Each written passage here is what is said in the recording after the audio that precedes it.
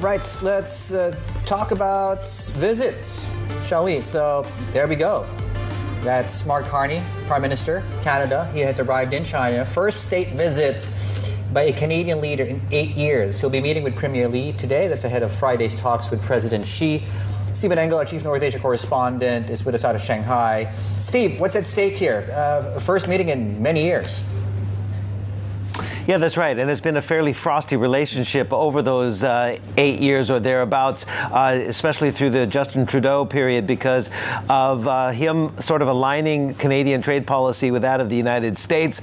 There was some 100% tariff on Chinese EVs to protect the domestic market in Canada, as well as on aluminum and steel. Those are things that the Chinese would like to see, perhaps in some sort of agreement with Carney on this trip, to be removed or reduced, as well as, the Canadians would like to see the tariffs that the Chinese have put on agricultural products from Canada, especially rapeseed, which is also known as canola, which is a key export by the Canadians to China. Actually, China is the #2 export market for rapeseed. So that's been essentially dropped down to zero because of those tariffs the Chinese put in place. But I think the EV situation is one we're looking at as whether this can be a deal between Xi Jinping and Mark Carney that will be at their meeting tomorrow.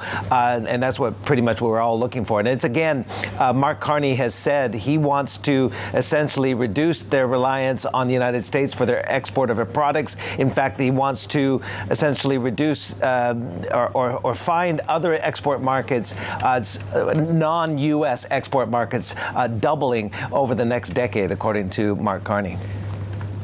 And it seems like the Chinese have really been kind of rolling out the welcome mat for a lot of world leaders. We just had the South Korean president there, so Carney's not the only one. Why do you think Beijing is doing this? Well, they see an opportunity, no doubt, obviously, with the trade friction that was caused by the tariffs from the United States.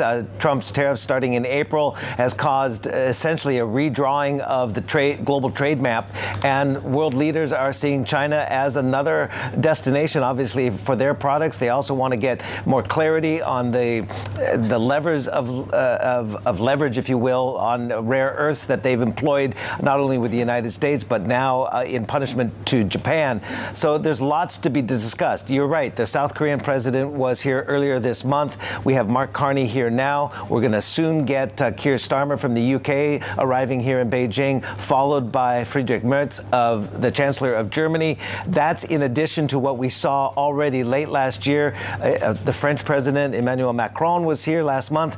We also had Albanese of Australia here twice in 2025. So clearly they are rolling out, as you can see there at the Great Hall of the People, the red carpet for these world leaders. Lots to discuss, including, I would imagine, Friedrich Merz of Germany wants to discuss further, or the Chinese wants to discuss further with him, this minimum price mechanism that the European Union is working out for Chinese EVs into the EU.